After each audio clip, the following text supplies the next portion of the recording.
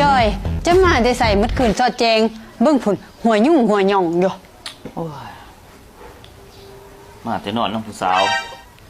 เมื่อคืนนี่ไปดินน้ำโมไปพ่อผู้แสผู้สาวล่มไปล่มมาถือข้อกันก็เลยไปนอนน้ำเขาโอ้ยบ่ใหญ่อีกโอ้ยเขาบ่เสื้อจะดอกเบิ่งก็สิดมเบิ่งนี่หั่นดิเพิ่นสิมีกลิ่นอีสังเขาไปนอนกับผู้สาวต้องมีกลิ่นน้ำหอมเอ้าเว้าสู่ฟังก็ยังบ่เชื่ออยู่ข่อยไปนอนน้ำผู้แสผู้สาวอีหลีสาเหตุที่มันบ่มีกลิ่นน้ำหอมมันย้อนว่าข่อยอาบน้ำมาแล้วก่อนข่อยสิมานี่ข่อยอาบน้ำก่อนข่อยจังมาข่อยบ่เชื่อจะดอกคนคือเจ้าหั่นดีเลิศบ่เสื้อสีฮักลูกฮักเมียคืออีสังนี่เจ้าหั่นบ่สิไปลิ้นสาวโอ้ยเจ้าเลยไปคิดแนวนั้นผู้ชายในโลกนี่มันบ่มีดอกเห็นผู้แสผู้สาวแหละสิบ่ลิ้นหั่นร้อยทั้งร้อยมันก็ลิ้นหมดแน่ผู้ชายหั่นต่างแต่ว่าสิลิ้นน้อยหรือลิ้นหลายเท่านั้นแล้ว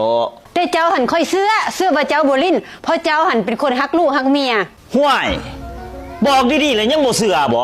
กันยังว่าข่อยมาแต่นอนน้ำผู้สาวแต่ยังว่าค่อยบ่เสื้ออันนั่งหน้าคนดีๆคือเจ้าหันบ่สิไปลิ้นสาวหันค่อยบ่เสื้อบ่เชื่อก็บ่เชื่อดีตายแหละผัวเจ้าผู้นี้นี่เอ้ย